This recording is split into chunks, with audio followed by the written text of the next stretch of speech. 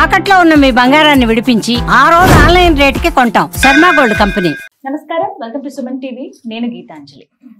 మనలో చాలా మంది లలితా సహస్రనామ పారాయణం చేస్తూ ఉంటారు. అయితే కొంతమంది పారాయణం చేయాలంటే ముందుగా ఎలా చదవాలో తెలుసుకోవాలి. ఆ పారాయణము ఎలా పడితే అలా చదివితే మంచిది కాదు, నెగిటివ్ ఎఫెక్ట్ కూడా ఉంటుంది అని చెప్పి కొన్ని వీడియోస్ ద్వారా మనం విన్నాం. నాకు అనిపించింది అసలు ఎలా చదవాలో ముందుగా మనం తెలుసుకుంటే దాన్ని బట్టే మనం వెళ్తాం కదా.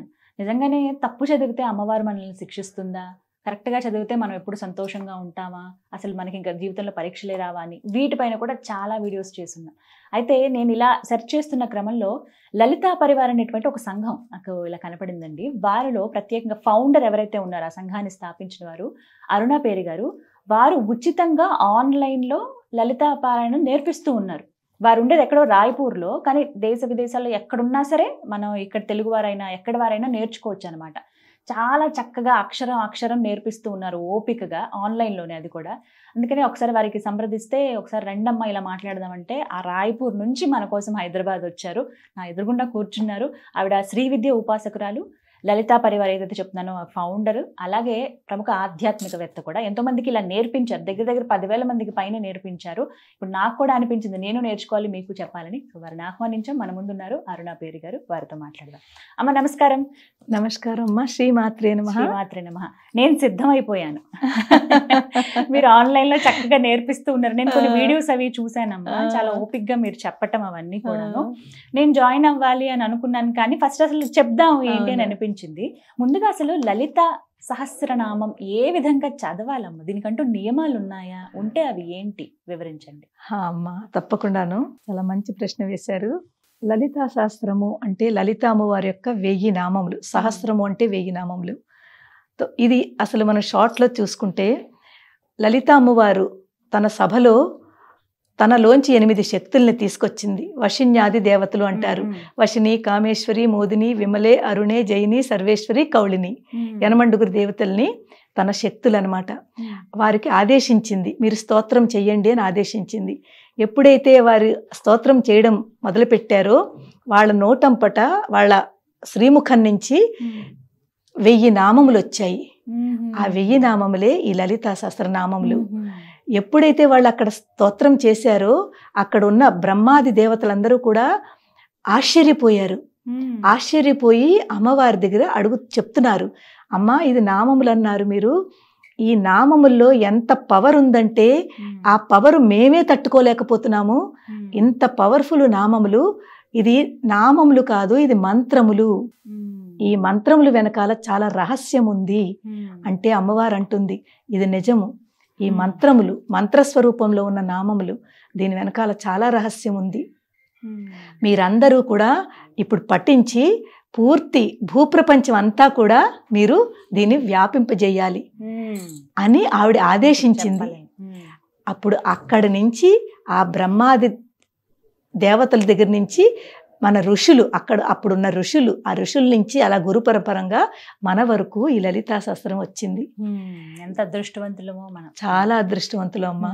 కానీ ఈ పారాయణం అనేది ఈ సమయానికే చేయాలని ఏమన్నా ఉంటుందా? లేదమ్మా, అలా ఏమీ లేదు. లలితా శాస్త్రం అనేది మనం భక్తితో ఎప్పుడైనా చదువుకోవచ్చు. ఏ టైం ఉంటే, కానీ ఆ టైం కొంచెం కేటాయించుకుని వేరేగా ఒక చోట కూర్చుని చక్కగా పారాయణ అంటేను నేర్చుకునేటప్పుడు ఎప్పుడైనా పర్వాలేదు. పారాయణ చెయ్యాలి అనుకుంటే చక్కగా ఒక చోట మనం అమ్మవారి దగ్గర లేకపోతే వేరే రూమ్లోనో కూర్చుని నేను ఇవాళ పారాయణ చేస్తాను అనుకుని పూర్తి 1 నుంచి 183 శ్లోకాలు చదివి అప్పుడు లేవండి. అది పారాయణతో కౌంట్ అవుతుంది. కొంతమంది చాలా మంది నడుస్తూ లేకపోతేనేమో ఎవరైనా వచ్చారని మధ్యలో లేచిపోయి ఇవన్నీ చేస్తూ ఉంటారు. అది పారాయణలో కౌంట్ రాదు. మీరు మధ్యలో గ్యాప్ ఇవ్వకూడదు. పారాయణ అనేది ఎప్పుడు స్టార్టింగ్ నుంచి ఎండింగ్ వరకును. ఎవరైనా వచ్చినా కూడా మీరు డిస్టర్బ్ అవ్వకూడదు. అయితే అది పారాయణలోకి రాదు. మరి ఎలా చదవాలో చెప్తారా అమ్మ? తప్పకుండా. లలిత మీకంటే పుస్తకం అవసరం లేదు, ప్రతిదీ కంఠస్థమే, అమ్మవారి అనుగ్రహం. అది ఎలా వివరించండి. చూడండి అమ్మా, లలితా శాస్త్రము చదివే విధానము అందరికంటే ముందు లలితా శాస్త్రం చదివేందుకు చాలా మంది భయపడతారమ్మా.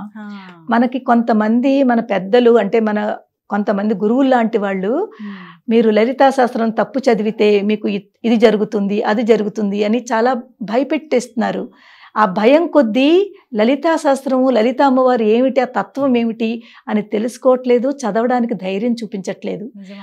అలాంటి పరిస్థితిలో మేము ఈ 4 ఏళ్ల ఈ ఆన్లైన్ క్లాసెస్ ద్వారా వాళ్ళల్లో ఉన్న భయాన్ని పోగొడుతూ వాళ్ళకి చక్కగా లలితా శాస్త్రం ఎలా నేర్పాలి, ఎలా చదవాలి అని మేము నేర్పడం ప్రయత్నించాము. ఇందులో భయం పడకూడదమ్మా, ధైర్యం ఎక్కువ. అమ్మవారు, అమ్మ అంటే మాతృ. మనం చిన్న చిన్న తప్పులు చేసినా కూడా ఆవిడ క్షమిస్తుంది. ఆ భావనతో మనం చేస్తే కనుకైతే తప్పకుండా మనకి మంచి జరుగుతుంది. ఈ భయాన్ని భక్తి ప్రియా, భక్తి గమ్య, భక్తి వశ్య, భయాపహ అమ్మవారు చెప్తుంది. ఆవిడ భక్తికి ప్రియం పొందుతుంది. అలాగే ఏ భక్తితో మనం చేస్తామో భక్తికి వశం అయిపోతుంది. భక్తి వశ్య, భక్తి గమ్య, మనకి ఏదైతే కావాలో ఆ గమ్యానికి తీసుకెళ్తుంది. భయాపహ, మనలో ఉన్న భయాన్ని ఆవిడ పోగొడుతుంది. ఎప్పుడైతే భయం పోగొడుతుందో మనం అమ్మవారికి భయపడటం ఎందుకు చెప్పండి? ఏం పర్వాలేదమ్మా, ఇవాళ నాకు ఈ తప్పు వచ్చింది, రేపు ఈ తప్పు రాకుండా నేను కరెక్ట్ చేసుకుంటాను. మనం కరెక్ట్ చేసుకునేది మనలోనే కదమ్మా ఉంది. కానీ కావాలని ఇవాళ తప్పు చేసి మనం కరెక్ట్ చేసుకోకుండా, మనం ఎందుకు చేసుకోవాలని ఆలోచించకుండా కరెక్ట్ చేసుకోవాలి అని మనం ఒకటి మనసులో పెట్టుకోవాలి. అదే మేము క్లాసెస్లో చెప్తాము. ఇప్పుడు లలితా పరివార్ ద్వారా మాకు రోజు మార్నింగ్ 11 o'clock నుంచి 5 o'clock వరకు క్లాసెస్ నడుస్తూ ఉంటాయి. ఒకటి లలిత ఒకటే కాదు, సౌందర్య లహరి, శివానంద లహరి, విష్ణు సహస్రము, భగవద్గీత, రామాయణము. పిల్లలకైతే రామాయణం నేర్పుతున్నామమ్మా. పిల్లలకి చాలా అవసరము. రామాయణంలో చాలా క్యారెక్టర్స్ ఉన్నాయి, అవన్నీ తెలుసుకోవాలి వాళ్ళు. రాముడు అంటే ఏమిటి, రావణుడు అంటే ఏమిటి, లక్ష్మణుడు అంటే ఏమిటి, త్యాగం ఎలా చేస్తారు, ఇవన్నీ పిల్లలకి తెలియాలి. అలా పిల్లలకి అన్ని నేర్పిస్తున్నారు. ఇప్పుడు లలితా శాస్త్రంకి వచ్చేసరికి ఇందులోనమ్మా లలితా శాస్త్రము చదివే ఒక పద్ధతి ఉంటుంది. ప్రతి లైన్లోనూ కొన్నింటలో 3 నామాలు ఉండొచ్చు, కొన్నింటలో 5 నామాలు ఉండొచ్చు, కొన్నింటలో 1 నామం ఉండొచ్చు. ఆ నామములు ఎలాగైతే మనకు అక్కడ ఉందో, ఆ లైన్లో ఉందో దానిని, ఆ నామాన్ని మనం అక్కడ అలాగే చదవాలి. అంటే ఇప్పుడు ఫర్ ఎగ్జాంపుల్ తొలి శ్లోకం చూసుకుంటే శ్రీమాత శ్రీ మహారాజ్ఞి శ్రీమత్ సింహాసనేశ్వరి, అక్కడ 3 నామాలు ఉంది. ఆ 3 నామాలు అనమాట.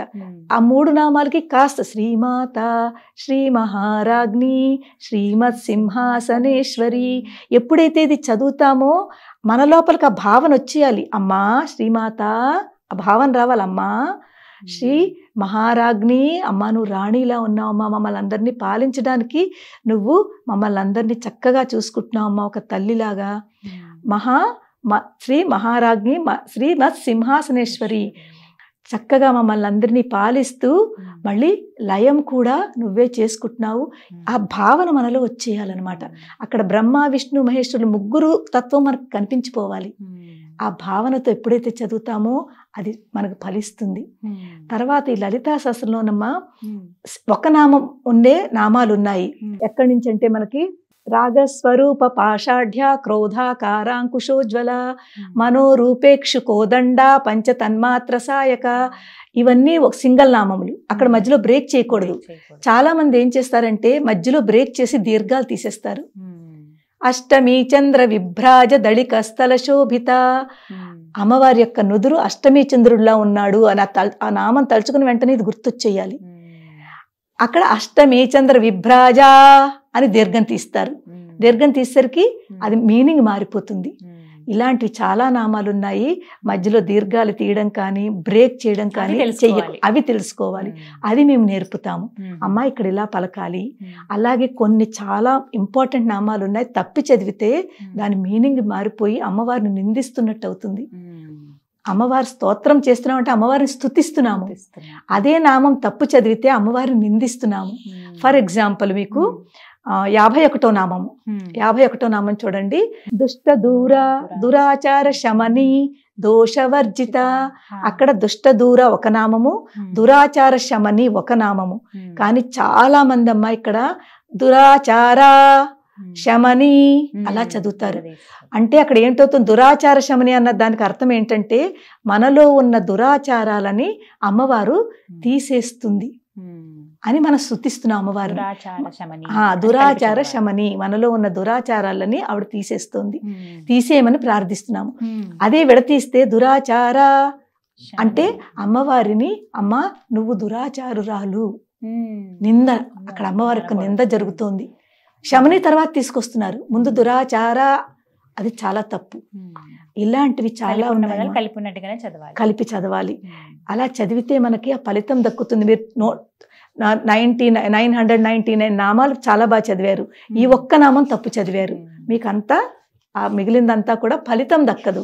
అమ్మవారు మనని పనిష్మెంట్ ఇవ్వదు, ఏమి చెయ్యదు మనకి. కానీ మనం ఇంత కష్టపడి ఇంత చదివిన తర్వాత అమ్మవారిని మనం ప్రార్థిస్తున్నాము, అమ్మ మాకు చక్కగా ఆరోగ్యంగా ఆనందంగా ఉంచు అని. ఇంత చదివిన తర్వాత ఆ తప్పు చదివితే ఆ ఫలితం దక్కదు, అంతకంటే ఏం కాదు. భయపెడుతున్నారు అందరూ. చాలా మంది శిక్షిస్తుంది, నెగిటివ్ ఎఫెక్ట్ ఉంటుంది ఖచ్చితంగా అనే మాట విన్నాం చాలా చోట్ల. అవునమ్మా, అలా ఉంటుందా? అసలు లేదమ్మా, అస్సలు నెగిటివ్ ఎఫెక్ట్ ఉండదు. కానీ మనం తెలుసుకుని ఈ లలితా శాస్త్రం అనేది గురుముఖంగా నేర్చుకోవాలి.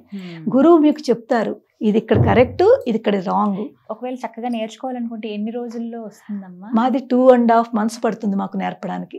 ఈ లలితా శాస్త్రం నేర్పడానికి 2.5 months మేము చదివిస్తాం అనమాట. నేర్పడం అంటే చెప్పేయడం కాదు.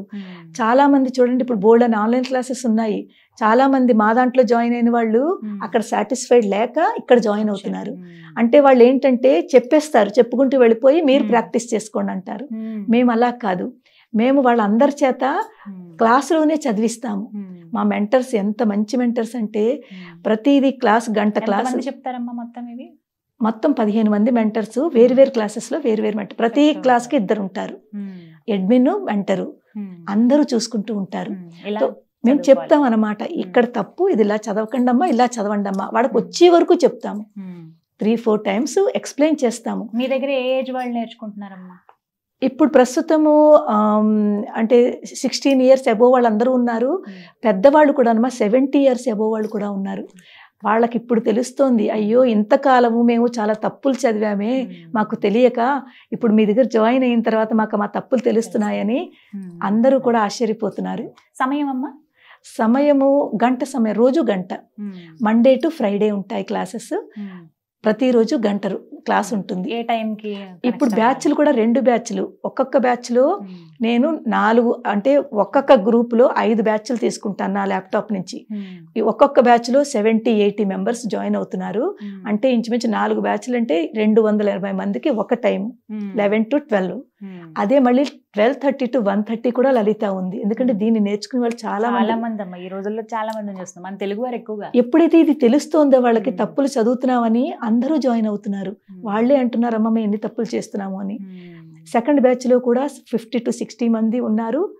అక్కడ కూడా 3-4 బ్యాచ్. ఇలాగా నేను చెప్పుకుంటూ వెళతాను. మా మెంటర్స్ అందరూ కూడా నేను లీవ్ అయిన తర్వాత నాకు ఇంకో క్లాసెస్ ఉంటుంది, వాళ్ళ చేత చదివిస్తూ ఉంటారు. ఇది మా రొటీన్ అన్నమాట లలితా పరివారు. ఉదయం 11 గంటల నుంచి సాయంత్రం 5 గంటల వరకు వేరు క్లాసెస్ వేరుగా ఉంటాయి. ఒక్కొక్కరికి గంట మాత్రం, గంట. ఒక్కొక్క బ్యాచ్ కి గంట. ఈ విధంగా చాలా ఇప్పుడు చెప్తేనే నాకు చక్కగా ఆసక్తి వస్తుంది. ఎలా చెప్తాను, ఈసారి మీ ద్వారానే నేను ఖచ్చితంగా నేర్చుకుంటాను. తప్పకుండా. ఎప్పుడైతే మనకి లలిత అసలు నిజం చెప్తున్నాను, నా జీవితంలో చాలా చేంజెస్. ఇప్పుడు ఇలా ఉన్నాను అంటే ఈ లలితా శాస్త్రం అమ్మ. మీరు చెప్తే నమ్మరు. ఈ లలితా శాస్త్రాన్ని నేను ఎంత గట్టిగా పట్టుకున్నానంటే దాని తత్వాన్ని తెలుసుకుని, అమ్మ ఏమిటి, ఎందుకు, నేనేమిటి, నేనేం చేస్తున్నాను అంటూ ఆ తత్వాన్ని పట్టుకుని నన్ను నేను అమ్మతో కనెక్ట్ చేసుకుంటూ ఈ లలితా శాస్త్రం అర్థం చేసుకుంటూ ఎప్పుడైతే నేను చదవగలిగానో అప్పుడు నిజంగా నాకు అప్పుడు అనిపించింది, ఆహా ఇది కదా అని. ఆ అమ్మవారే నన్ను ఇక్కడ వరకు తీసుకొచ్చింది. నిజంగానే ఈ లలితా శాస్త్రమే నన్ను ఇంతవరకు తీసుకొచ్చింది. ఎన్నిసార్లు చదువుంటారమ్మా ఇప్పటిదాకా మీ జీవితంలో? నేను ప్రతిరోజు నిత్య పారాయణ నాది. అయిపోయిందో అయితే ఒక్క రోజు కూడా మాననమ్మా. రోజు ప్రతిరోజు కంపల్సరీ. అది లేకపోతే నాకు ఏ రోజైతే చెయ్యనో మీకు ఇంకా నోటికి వచ్చేసింది కదా పూర్తి. అది బై హార్ట్ ఉంది. నిన్న పొద్దు ఎర్లీ మార్నింగ్ బయలుదేరాలి కదా, కొంచెం టైం పడుతుందని గణేష్ని పెట్టాను. గణేష్ పూజ అంతా అవుతోంది. లలితా శాస్త్రం చదవడానికి టైం దొరకలేదు. ట్రైన్లో కూర్చొని చదువుకున్నాను. ఎందుకంటే బాగుండదు, మనకే అనిపించేస్తూ ఏదో తెలిసిపోతుంది, ఒక వెలితి కనిపిస్తూ ఉంటుంది, అమ్మ గుర్తు చేస్తుంటుంది.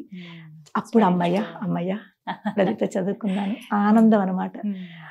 అది కూడా నేను అర్థం చేసుకుంటూ కళ్ళు మూసుకుని అమ్మ తత్వాన్ని చూస్తూ ఉంటాను. చూసి ఏ నామం వచ్చిందో అది నాకు అక్కడ అర్థం అవ్వాలన్నమాట. అర్థమయ్యి ఆ తత్వాన్ని నాలో కనెక్ట్ చేసుకుంటాను. ఇక్కడ ఉన్న ఆత్మని, అక్కడ ఉన్న అమ్మవారి పరమాత్మని రెండింటిని కనెక్ట్ చేసుకుని చదువుతూ ఉంటాను. ఒక్కొక్కసారి చదువుతూ లోపలికి వెళ్ళిపోతాను, ఇన్వాల్వ్ అయిపోతాను. అంటే మనకి అంతర్ముఖ సమారాధ్య బహిర్ముఖ సుదుర్లభ.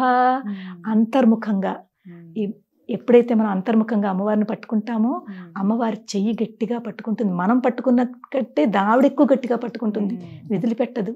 ఆవిడకి భక్తులు అంటే, ఆవిడ భక్తి అంటే అంత ఇష్టం అనమాట, పిల్లలంటేను. ఆ అమ్మవారు ఇచ్చిన ఆ అదృష్టము నాకు నిజంగా అదృష్టంగా భావిస్తున్నాను.